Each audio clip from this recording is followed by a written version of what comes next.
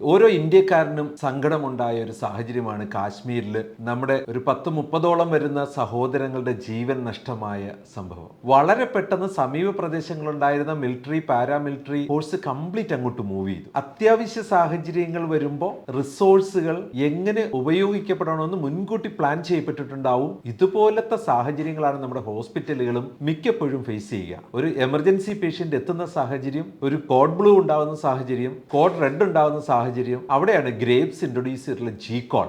അറ്റൻഡേഴ്സിനെ emergency മെഡിസിനിലും OPD-കളിലും എവിടെയൊക്കെ ആവശ്യമുണ്ടോ അവിടേക്ക് വിളിക്കുന്നതിന് G-call അറ്റൻഡർ കോളിംഗ് നമുക്ക് ചെയ്യാൻ പറ്റുന്നുണ്ടാവും. Group of security, female security, male security, പേഷ്യന്റിന്റെ റൂം പെട്ടെന്ന് ഡേർട്ടി ആവുന്നു, വളരെ പെട്ടെന്ന് ക്ലീൻ ചെയ്ത് കൊടുക്കേണ്ട ഒരു സാഹചര്യം. പേഷ്യന്റ് പുറത്തു പോകാനായിട്ട് നേരത്തെ നമ്മുടെ G-call-ആയിട്ട് ലിങ്ക് ചെയ്തിരിക്കുന്ന ടാക്സികളെ വിളിക്കാനായിട്ട്, ഓട്ടോറിക്ഷയെ വിളിക്കാനായിട്ട്, ആംബുലൻസ് വിളിക്കാനായിട്ട് ഒരു ടച്ച് ഇവന്റിൽ കൂടെ നമ്മുടെ ജോലി കഴിഞ്ഞു. അൺലിമിറ്റഡ് ഫീച്ചേഴ്സ് ആണ്.